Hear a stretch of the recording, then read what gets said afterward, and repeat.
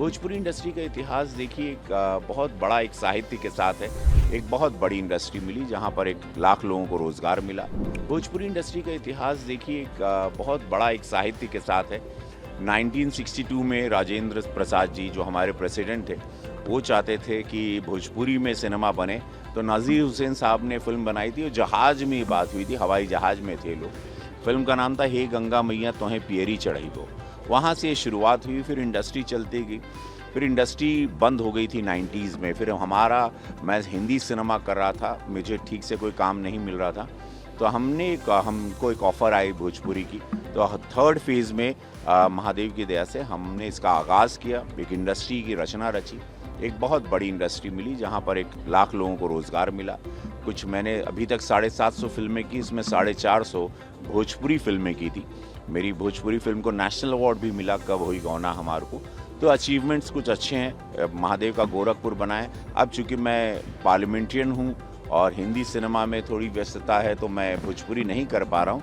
But of course if I get a good script again I will do some wonderful एक meaningful film करना चाहूँगा मैं जल्द। रामनवमी को लेकर क्या कुछ मेरी बहुत बधाई है समस्त भारत को इस रामराज्य में रामनवमी की। ये मर्यादा पुरुषोत्तम राम की सीख, उनके आचरण का हम लोग उनको धारण करें और विश्व में तो इस वक्त काफ़ी कुछ हो रहा है। इस देश में कोई दिक्कत ना आए, जैसा कि मोदी जी ने कहा है।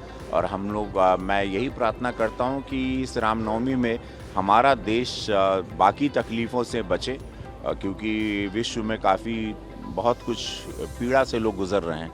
और मैं प्रे करता हूँ कि जो युद्ध हो रहा है मिडिल ईस्ट में, वो युद्ध भी रुक जाए, इसमें विराम हो, ताकि पूरे देश की, पूरे विश्व की जनता को राहत मिले और ज़्यादा तकलीफ़ों का सामना ना करना पड़े। बिकॉज़ अगर युद्ध नहीं रुकता है तो तकलीफ़ें डेफिनेटली हम पर, भारत पर भी उसकी आँच बहुत जल्द आएगी। तो युद्ध का रुकना बहुत ज़रूरी है। मतलब पूरा विश्व तकलीफ़ में आएगा। बहुत अच्छा, मैं दिल्ली सरकार को बहुत बधाई देता हूँ। What fantastic move. और इस मंडपम को देखने का भी मौका मिला मुझे। यशस्वी प्रधानमंत्री मोदी जी ने एक मैसिव सा स्ट्रक्चर जो बताता है कि इस नए भारत में वी आर वेरी स्ट्रॉन्ग।